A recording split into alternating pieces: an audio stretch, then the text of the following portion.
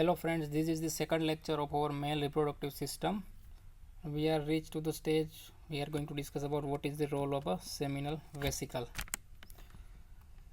So seminal vesicle there are two set of a seminal vesicle over the side of a ejaculatory duct. So seminal vesicle will secrete basically the mucoid material. First is the citric acid, then the prostaglandin, then seminogenin, fructose, fibrinogen. These are the contents that is released by the seminal vesicle. In different book they give a different material that is released by the seminal vesicle, but these remain constant. They add one or two more material or they delete one or two material, but this five material is basically remain constant: citric acid, prostaglandin, seminogenin, fructose and fibrinogen. Now you might be thinking, what is seminogenin? Seminogenin is basically it induces the coagulation of a semen immediately after ejaculation. What does seminogenin do? Seminogenin what do? Once the semen is ejaculated, it is basically in the liquid state. After some time it become coagulated, become a coagulum, right? So this formation of fluid structure into this coagulum, that is done by seminogenin. And the fructose, as you know, the fructose is basically responsible for a nutrition aspect. So fructose is basically give nutrition to the semen, right? Now what is the prostaglandin do? What is the role of the prostaglandin? Now prostaglandin will aid fertilization in two ways. Prostaglandin has that function to aid fertilization. It promote the formation of the pregnancy. How? First, it will react with the female cervical mucus and make it receptive for the sperm movement. So cervical mucus, if it is very thick, it will make the cervical mucus in such a way that it become more receptive for the sperm movement. So sperm can easily remove the structure, remove the fluid that is present inside the cervix and easily get access to the uterus. Second thing it will do is causes reverse peristaltic contraction. It causes reverse peristaltic contraction in the uterus and uterine tube. So by this reverse peristaltic contraction, it move the ejaculated sperm toward the ovaries. Alright, this is the function of the prostaglandin. Now what is the role of a prostate gland? See, this is over there is a prostate gland. Now again prostate gland will release certain chemicals. First is the calcium, then it release this citrate ion, then clotting enzyme, phosphate and bicarbonate, and the prostate specific antigen. These are the structure that is released from the prostate gland. Now this phosphate and bicarbonate are basically the buffer system that is present inside the semen.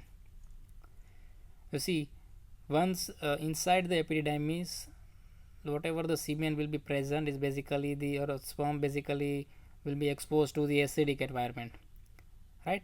By secreting this bicarbonate and phosphate is basically formation of the buffer. So it basically decrease the acidity, it increase the pH of a semen, right? So prostate gland will secrete thin and milky fluid, and it is basically the slightly alkaline, and that alkalinity will be neutralize the acidity of a seminal fluid during ejaculation and increase, or it will be increase the motility of a sperm.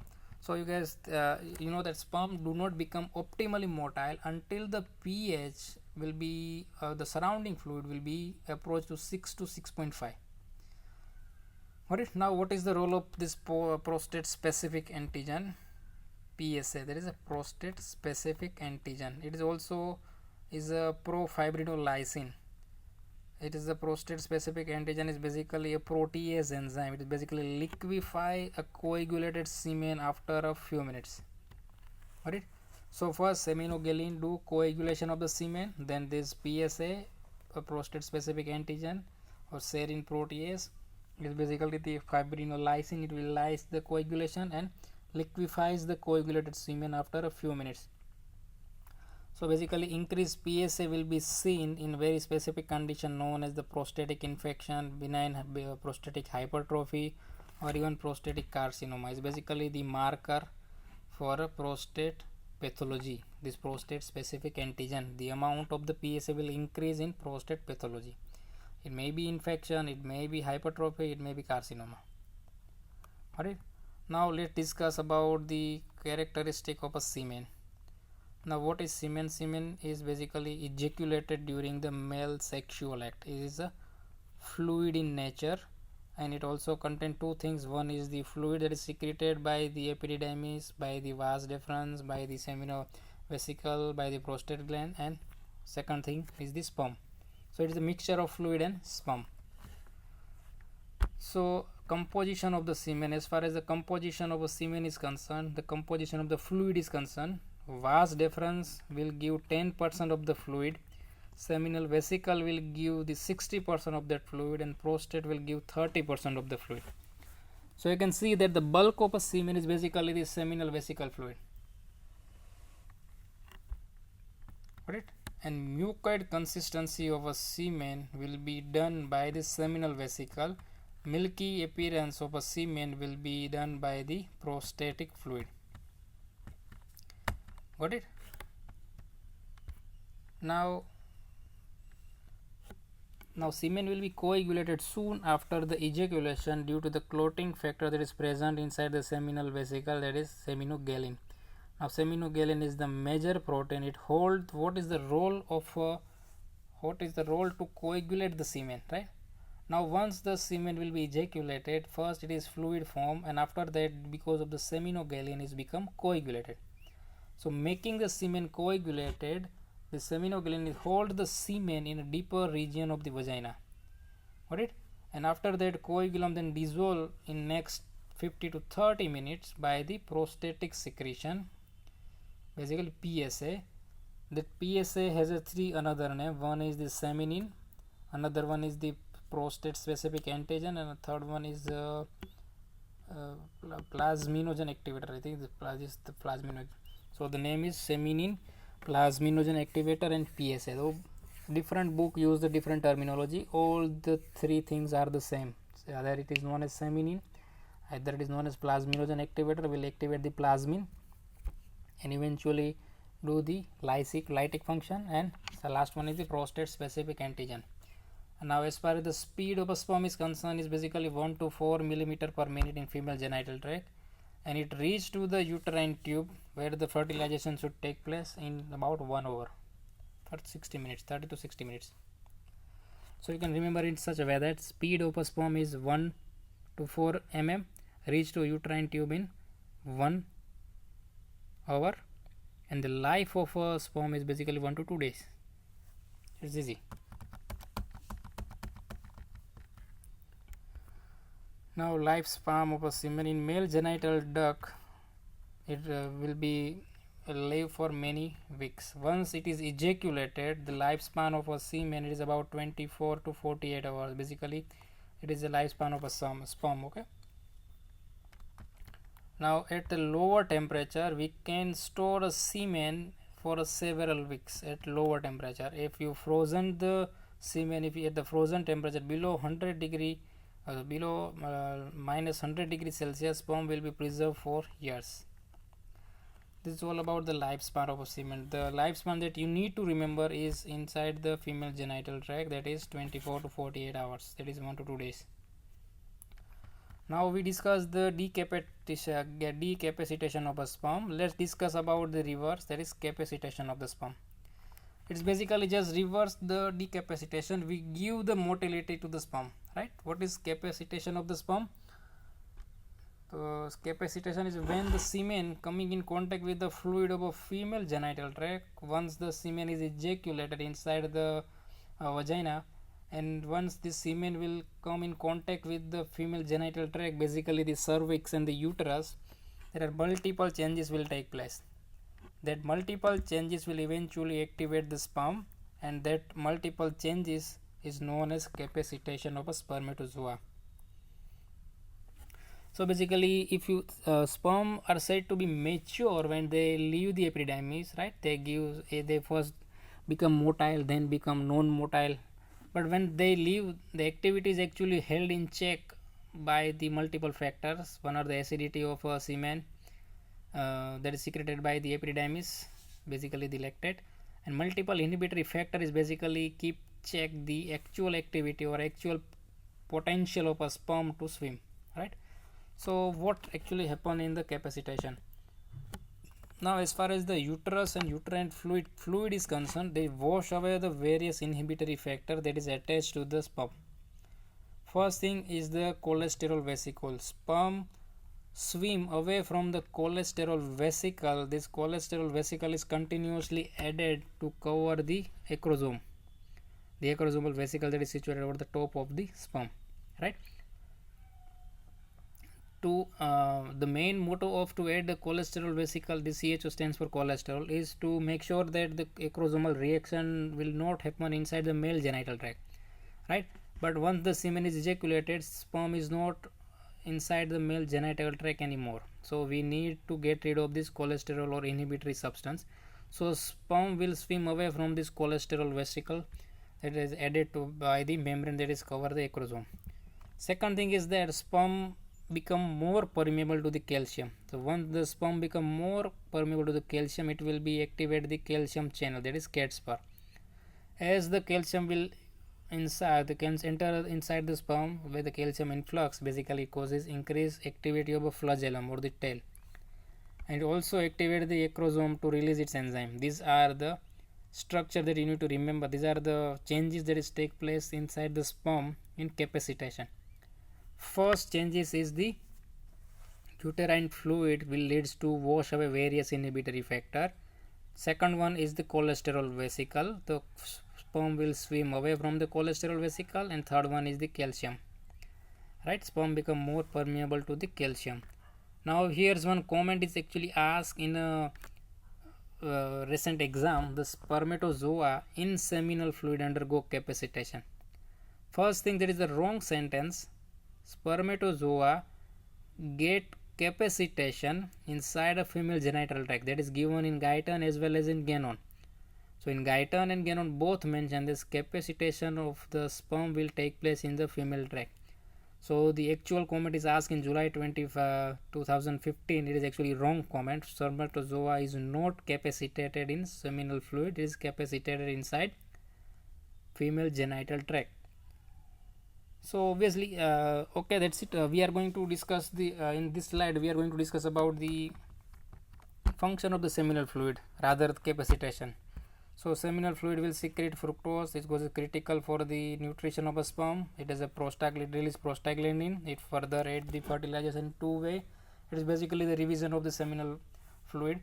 So it react with the female cervical mucus and make it receptive for the sperm motility. It causes reverse peristalsis of the uterus and fallopian tube, and it move the ejaculated sperm toward the ovaries.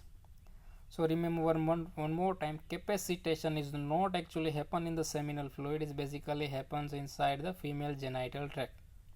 Clear? Now let's discuss about stages of the male sexual act. So before we start our stages of the male sexual act, let's discuss something about penis. Penis is actually erectile tissue. So it has a 3 erectile bodies, 2 corpora cavernosa and 1 corpus spongiosum. What is 2 corpus cavernosum, 1 corpus spongiosum? So the order of the male sexual act is that first there is the erection, then there is emission, and third one is the ejaculation, right? So let's discuss one by one the erection. Now here's the a very tricky thing. Erection is basically the function of the parasympathetic nerves. Emission and ejaculation is basically the sympathetic function. Lubrication on the other hand is also parasympathetic function. Alright, urethral gland and bulbourethral gland will secrete the mucus. Obviously urethral gland, bulbourethral gland will secrete the mucus. So during sexual stimulation, the parasympathetic impulse will be high and it causes urethral gland and bulbourethral gland to secrete mucus, and this mucus will eventually flow through the urethra during the intercourse and aid the lubrication during the coitus or during the sexual intercourse. But remember that most of the lubrication during the sexual intercourse will be provided by the female sexual organs. the secretion of the vagina, secretion of the cervix. So lubrication lubrication that we get in the during the coitus is basically most of the time it is given by the female sexual organ, and the small portion of the lubrication will be done by the male partner is basically urethral glands and bulbourethral glands. Got it? Now how the erection will take place? It is again very tricky. How erection will take place? This is the dissection of a penis. You can see this is the cross section of a flaccid penis. This is the cross section of a erect penis. You see there is inside the cross section there is a vessel known as helical arteries. The red color structure that is shown, the orange color structure that is shown over here, it is basically the helical arteries. So let's get started. It is a neurovascular event. So basically it comprises of two things. One is the nerve stimulation and vascular events. So during the flaccid state, blood flow to the cavernous space is minimal. So these are the small pond. This pond supposed to fill with the blood in order to erect the penis. This pond is known as cavernous space. छोटे छोटे तालाब है. If you want to understand it, these are the small pond. This small pond they provide the blood via the artery known as the helical artery.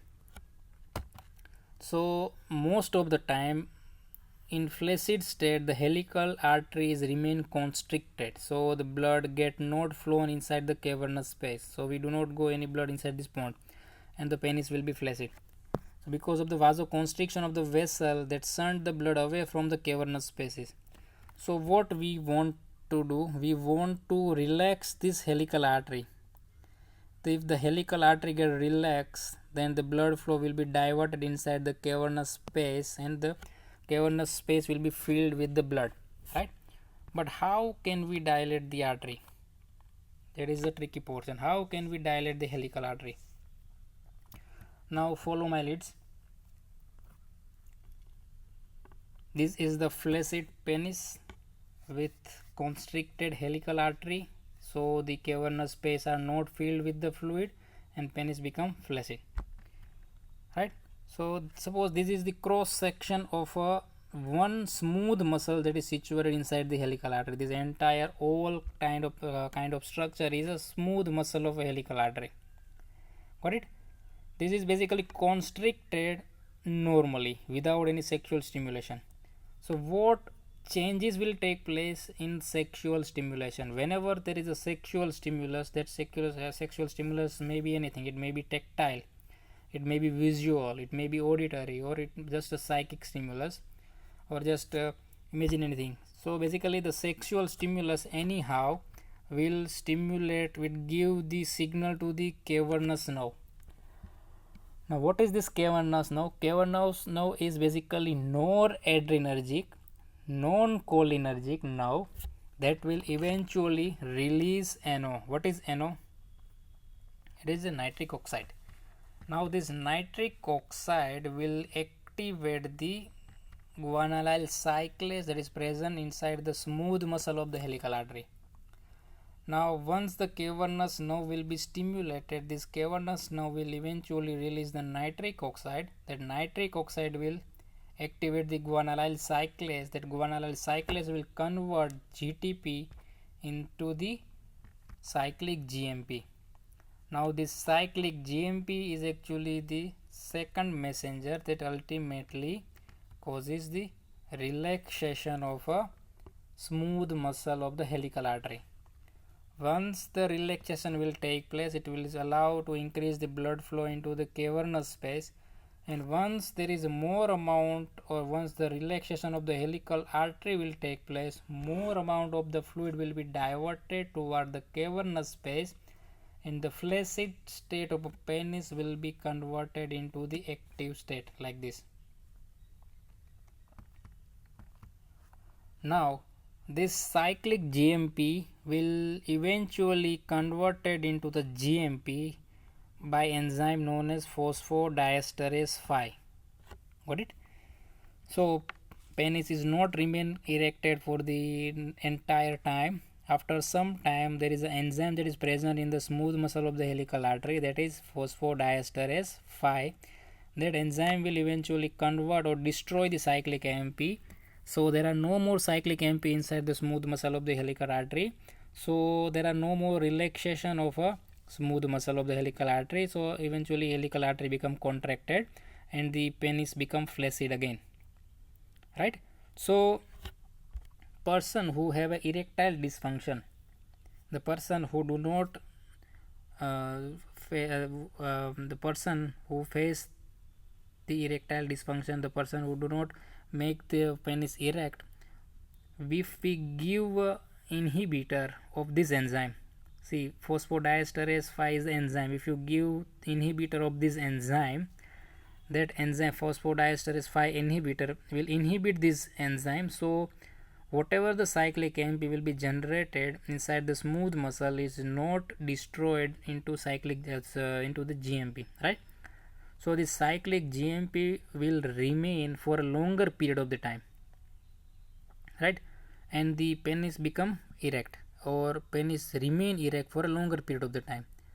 That drug is known as Viagra. Alright, so what is the role of the Viagra in erection? In Viagra, there is a phosphodiesterase 5 enzyme inhibitor. That phosphodiesterase enzyme 5 inhibitor inhibit the phosphodiesterase. So eventually phosphodiesterase do not break the cyclic GMP into the GMP. So the cyclic GMP will remain available for the longer period of the time. So the relaxation of the helical artery will remain for the longer period of the time, and eventually the penis will remain erect for a longer period of the time. Got it? The actual drug that is given in Viagra is known as sildenafil. You are going to learn this in detail in pharmacology. This is all about the erection. Now next thing is the emission and ejaculation. Now as far as the emission and ejaculation is concerned, emission and ejaculation both combinedly known as the male orgasm. Now what is emission? First, what is emission?